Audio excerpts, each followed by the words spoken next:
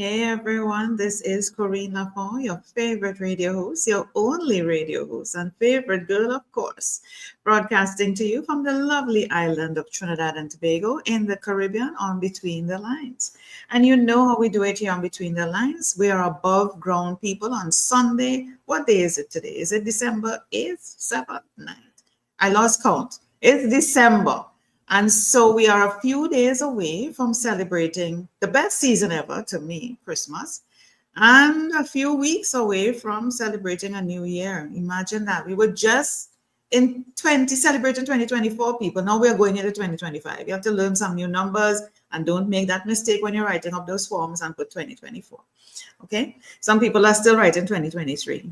I'm not calling any names. Anyway, so we have Lauren Krailo. I hope I pronounced her name properly. Tell me if I did. Yes, All you right. did. And today we're talking about get more deals through digital marketing. That's a fabulous topic because she is into Krailo Socials. Let me tell you what Krailo Socials is about. So Lauren launched Krailo Socials, a company focused on innovative marketing strategies by leading the rebranding of a college bar. What is she doing at a bar? We'll find out. Through social media as her first project. Today, Lauren is a passionate advocate for innovation in the construction space as she helps companies get more deals through their digital marketing. Lauren, what were you doing at the bar? Hi, Corinne. Thank you so much for having me. Lauren? Yes. It's good. I think there's a bit of a delay. Is that correct? Is there a bit of a delay? I Yes. think there's a bit of a delay on our part. All right, so we're going to work with it. We're going to work with it, people. I see some love coming in. Let me tell you from where. Heather Mason. Do you know Heather Mason, Lauren? I do. Well, Heather is here to support you. Thank you so much for watching, Heather. So, Lauren, what were you doing at a college bar? That was your first project. Absolutely. Yes. So I actually wasn't at the college bar. I did get a phone call at my house from somebody that was at the bar, and they said that the owner needed some help getting on social media. He couldn't really handle that, wasn't really familiar with how to actually make some money and get some business into the bar from it. And so called me up. At the time I was doing marketing for an assisted living facility and helping with their events. So I knew a little bit, and I just dove headfirst into it, did a lot of research, and the rest is history, I will say. I still have them as a client today while we don't do any more Instagram or any of that social media anymore for our clients. We still work with them to this day. So it was pretty interesting to see the changes that having a social media presence could translate in real life, whether that's through just more customers coming in earlier in the night, and really ultimately increasing the revenue of that bar. I like how the story started with you being in the bar. I like that part, even though you say you were not in the bar. You got a call, but I like how that story went. So we're going to go with that story because you're still in the bar. I am sure you have been in the bar, Lauren, since then. Have you been in the bar? I have. I've been to that bar many times. It's a wonderful, wonderful place. Been around for a long time as well, just as terms of bars in that area. They're one of the longer standing bars for that area. So they've done well. When did you get involved with working social media for the bar? What year was that? I believe it was 2021. So it was right in the pandemic, falling off the peak of COVID. Everybody it was still really large concern, but things were opening back up. So what have you seen in terms of the change in social media from 2021 to 2024? Wow. A lot has changed because I would say before the pandemic, people really they worked remote, right? Remote's always been somewhat of a thing that people did. But I think the pandemic really started people working on in remote jobs. TikTok really Yes. started to emerge in 2021, right out of COVID. Once again, it was around a little bit before that, but people were at home. They had nothing better to do. In some cases, some people lost their jobs in the Yes. US during COVID. Some people weren't essential workers. So Mm-hmm. people had to find new ways to be a little bit more creative and make some money. And so I think that whenever people started to realize that these platforms could pay you royalties to create content, it was a Mm-hmm. no-brainer for a lot of people. They wanted to get out there and try their hand and see what they could do, whether it was a podcast or a Mm-hmm. TikTok account. And there's a lot of people that are incredibly successful to this day that started during COVID. So I would Yeah, say that it, yeah, I hear that. And what I'm thinking is, I remember when, I can't remember when it started, but I remember when Facebook was a thing, when that just started.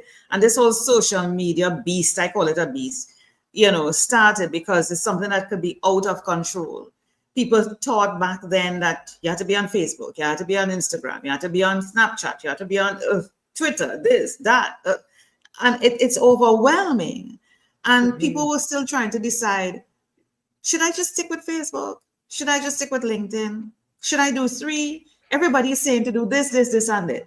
Just the thought alone was driving me crazy and driving them crazy. And one of the questions I'm sure businesses may have, how do we decide which platform to use to really match our strategic objectives? How do we decide?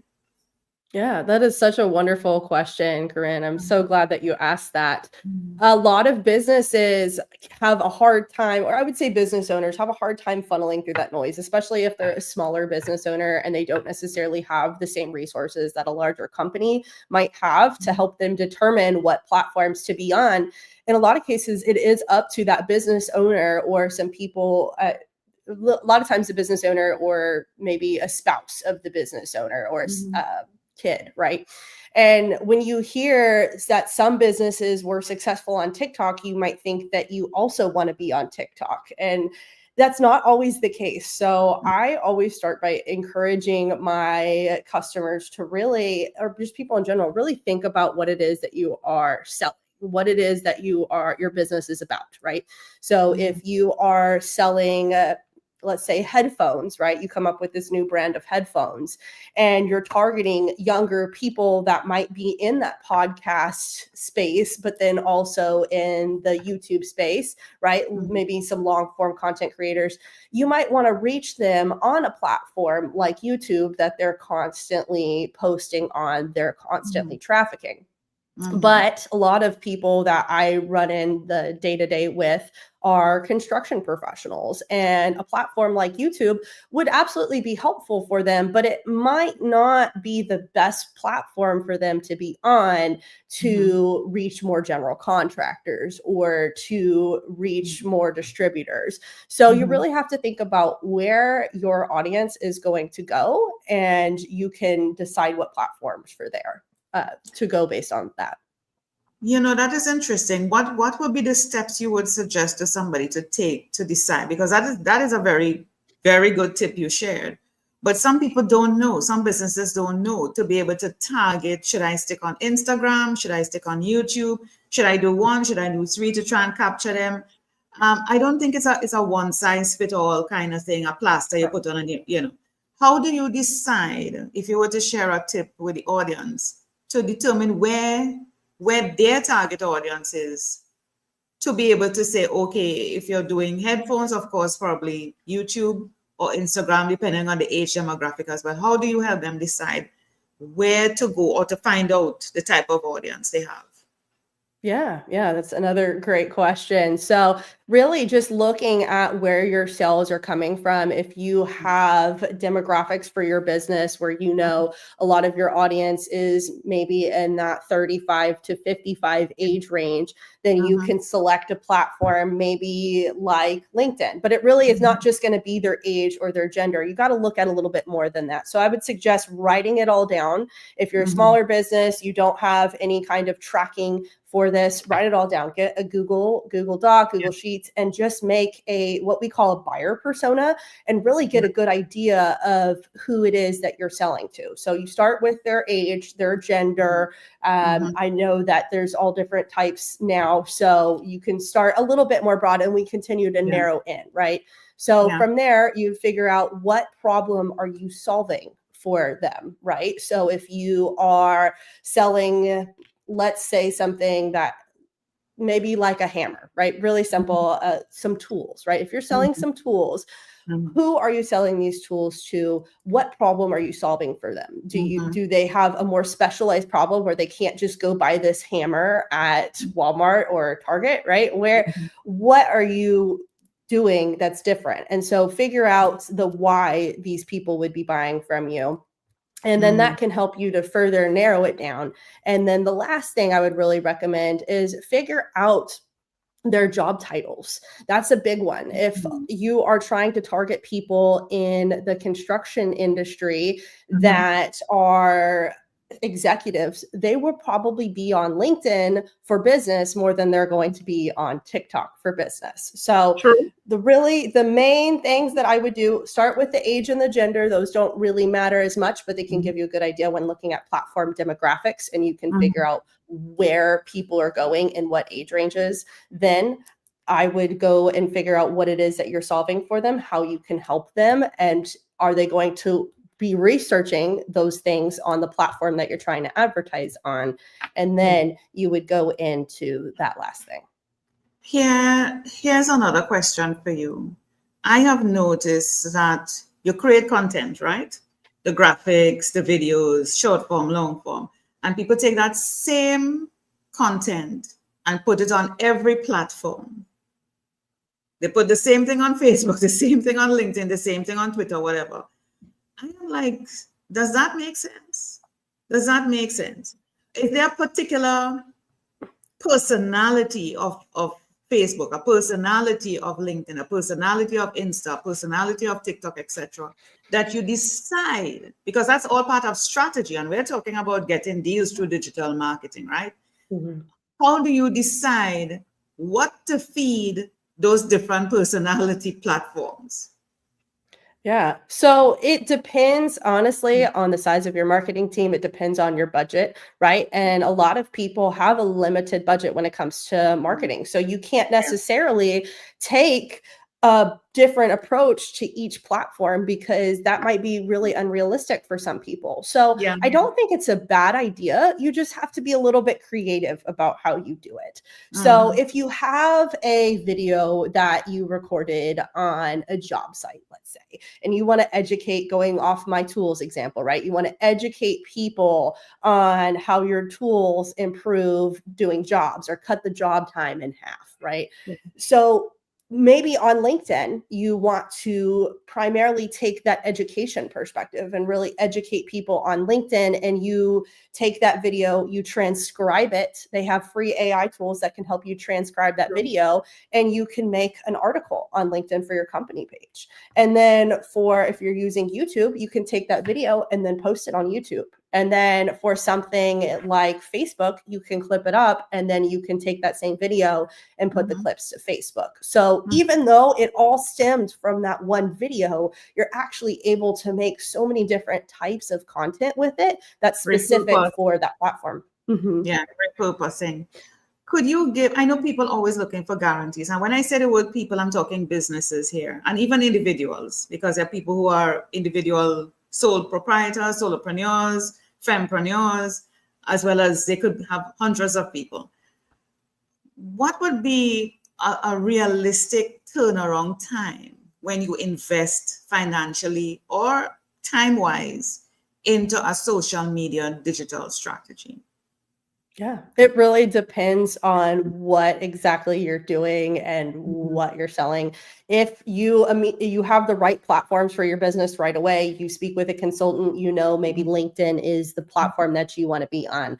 I would say realistically, 6 months is to be expected.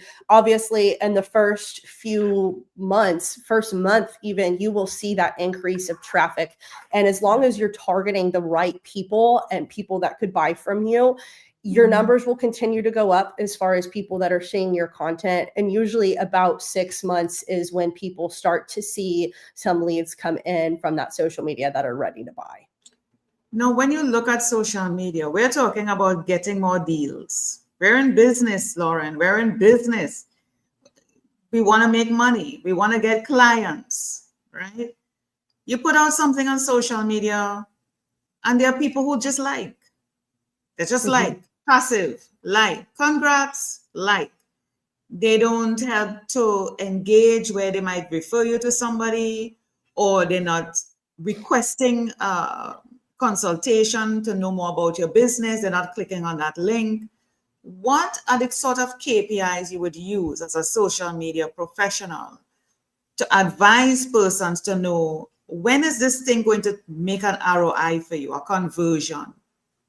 Yeah, great question. So I would argue that just the like is honestly a good thing. And even if they don't, even if they spend a few seconds looking at your posts, social media platforms track that. And people typically start at the top of a buyer's funnel. So when you're looking at a funnel, at the very top of that funnel is going to be people that aren't really interested in what you're doing. And then the further you move down the funnel, all the way to the very end of that funnel is the people that are ready to buy. And a lot of times your social media audience is towards the top of that funnel and they're not really nurtured. And so the benefit to having them just like or just spend a few seconds without you even knowing that they spent a few seconds looking at your post is actually beneficial for you because you are able to nurture them down that funnel because you're reaching them, you're building that relationship with them. So as far as KPIs goes, it really depends on what the business is after. A lot of times I encourage people within the first few months of starting your social media, even to the first year, if you have the budget for it, really focus on that brand awareness, really focus on taking people from towards the top of that funnel and bringing them down to the point where you're more likely to make a sale with them or do business with them. And that can come in many forms as far as just impressions on your posts, likes, comments, shares. That can come in terms of profile views because you piqued their curiosity enough for them to come check it out a little bit more, all the way to KPIs such as people reaching out and messaging you, even if it's not exactly request for more information on your product. Even congratulations in your inbox means that they're starting a mild conversation with you. So it really just depends on your goals in particular, but those are some main KPIs that we focus on for the brand awareness. And then when it comes to conversion, you're going to be focused on more impactful things like those messages or website clicks. You mentioned the funnel, and a lot of it, as you said, will be in the larger part of the funnel, and it takes time. But you mentioned before about 6 months. Do you think 6 months really after would be really realistic to see some sort of conversion or activity in your business after pushing a social media campaign? Because it takes time, 6 months to build a relationship, for me to get to know you, to watch you. I mean, I'm thinking on a basic level. You are the professional here. I'm thinking, a lot of people will see it. I'm in the funnel up here. And for me to really kind of come down and distill, I'm thinking 6 months. I don't know. Tell me. Absolutely. I think 6 months is plenty of time, but it depends on what it is that you're selling. And it depends on how dialed into your audience you are right away. So business to consumer relationships, right? If you're selling a product to a consumer, 6 months, you will definitely see some movement, right? It is a lot different when you're selling products to the individual with how you can market to them. And sometimes when people are scrolling on the TikTok shop and all these different things, it only takes a few times and maybe a week or two for a consumer to buy a product. So yes, I think that timeline is pretty accurate. If you're looking on the business to business side of things, 6 months, I think that is a fair amount of time. If you have a business developer or a list of prospects that you've met at events, you're adding them into the network on your LinkedIn page, let's say, and you're continuing that conversation. They might be towards the lower part of that funnel, and 6 months can can really bring them in. If you're starting completely entirely from scratch, you really have no resources to help you navigate the social media space.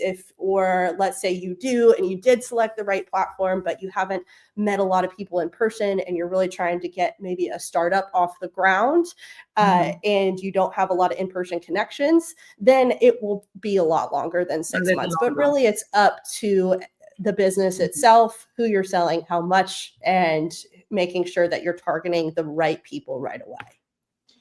Let me acknowledge you have another fan, Kelly Turner Hoodwin, watching us here. Let me tell you from where. Facebook. She's sending some love to you, Lauren.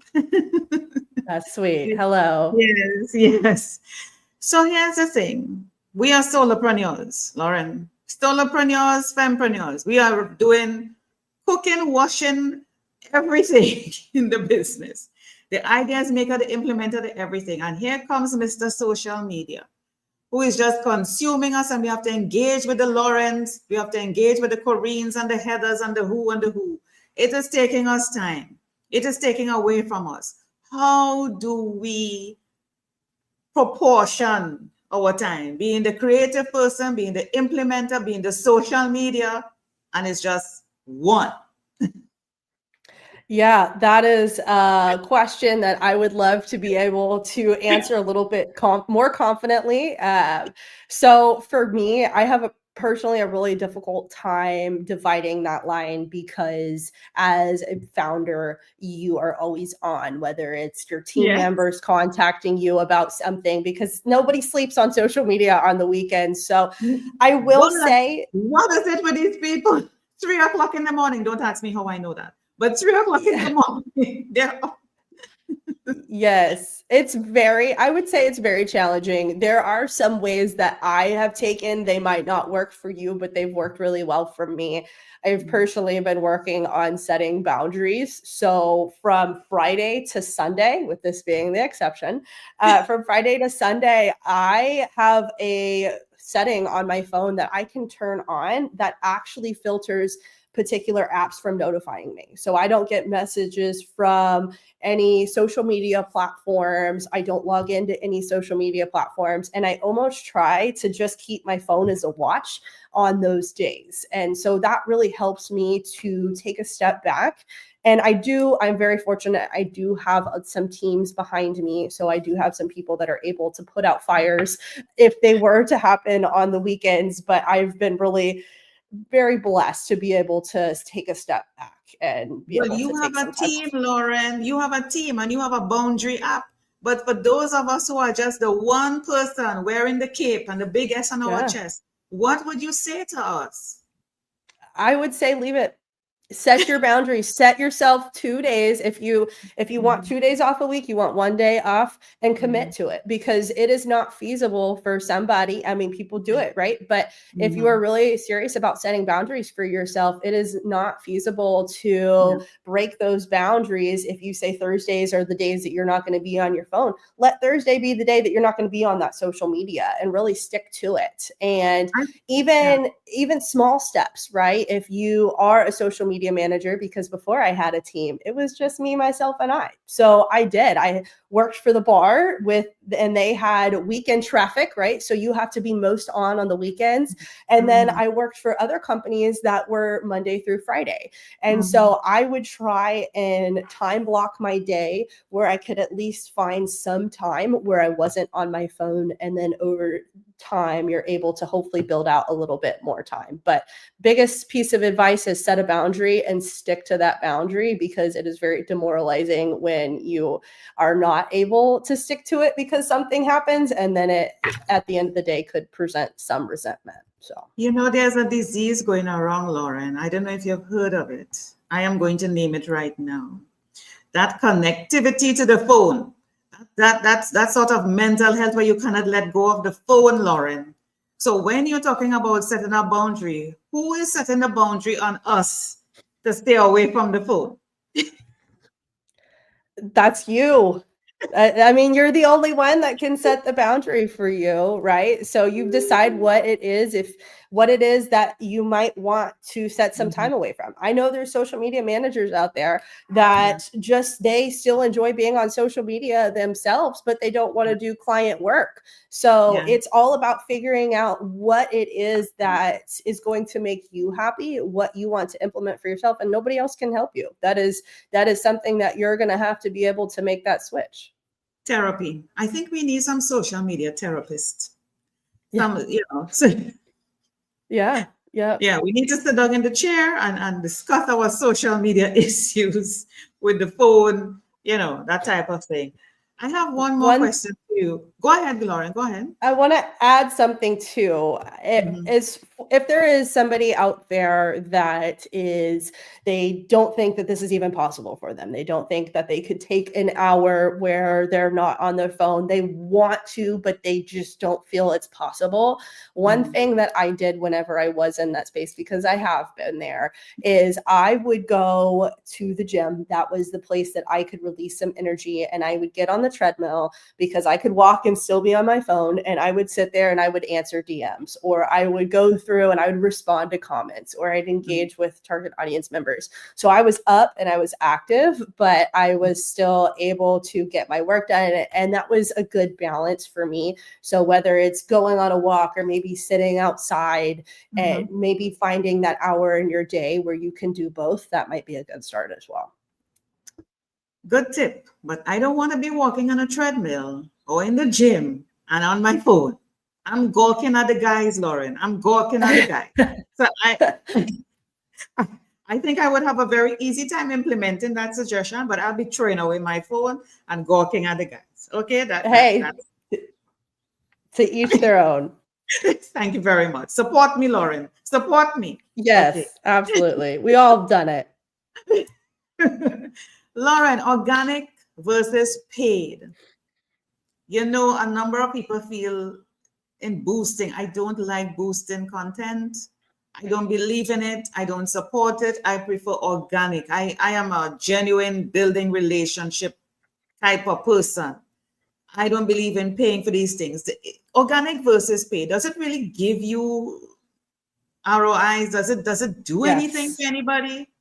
Lauren, Yes, you're actually absolutely. saying yes and nodding in this way. You're Y- actually saying yes.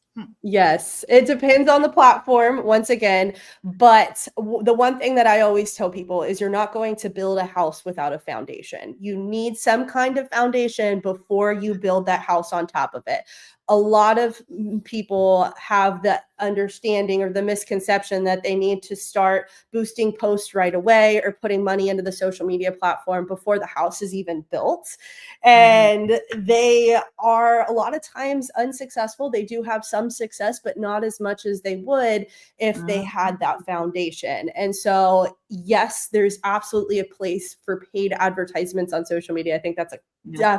definitely a different conversation, but I always encourage everybody, if you could wait a year before you start doing paid socials, and that Yeah. I mean a year of consistently posting 5 times a week, depends on your platform, right? But Mhm. 5 times a week if you're on LinkedIn, or 3 times, whatever that number is, be consistent, don't miss out, make sure you're targeting the right people that can actually buy from you. And if you Yeah. have answered yes to those things, then after about a year, then I think it's absolutely worth having a conversation about it and budgeting for it. But there is a place for it for sure. I like how you said that. Set the foundation. Set the Mhm. foundation. So don't just go the first post, you boost it, spend money behind it. There are some people that say, look, we don't have the time to engage with Lauren and Corine. Just boost it. No, just because you have the money, that don't mean to say throw it behind it. It comes like what did they say? It's throwing spaghetti on the wall and hoping that it stick. you Yes. know, Yes. throwing spaghetti on Yes. the That's wall. exactly what it is. Yeah. Exactly. So that doesn't make sense. Lauren, we're at the end of our episode. Thank you so much for being here. I appreciate the intellectual banter and of course you supporting me with the gym tip there and getting rid of my phone and social media. I don't want to talk too loud for everybody to start taking my tip and ending up at the gym. Lauren, thank you so much for being on Between the Lines, sharing and simplifying. I think I'm a little bit calmer now talking social media because at one point, like I mentioned at the beginning, it was a beast. and always like a Mhm. little kitten to me. So thank you so much for sharing that. Any final words before we go? Thank you, Corrine. I really appreciate it. I think you have such a unique intellectual background, and it was so interesting being able to talk to you before the show and during the show. So thank you so much for having me. Awesome. And to all the people who are watching and listening to us on YouTube, LinkedIn, and Facebook, thank you so much for being here. I'm losing it. I'm social media talking. Thank you so much for being here. All the love and support that you're sharing and sending for Lauren. And I hope me too. Thank you so much. Please watch the replay. If you didn't ask any questions, feel free to ask in the comment section on any one of those three platforms. Reach out to us. And of course, Lauren's contacts is in the description. Feel free to reach out to her. I think she's a really good person to contact for helping you with your social media. She does go to the bar, people. She does go to the bar. Thank you, Corrine.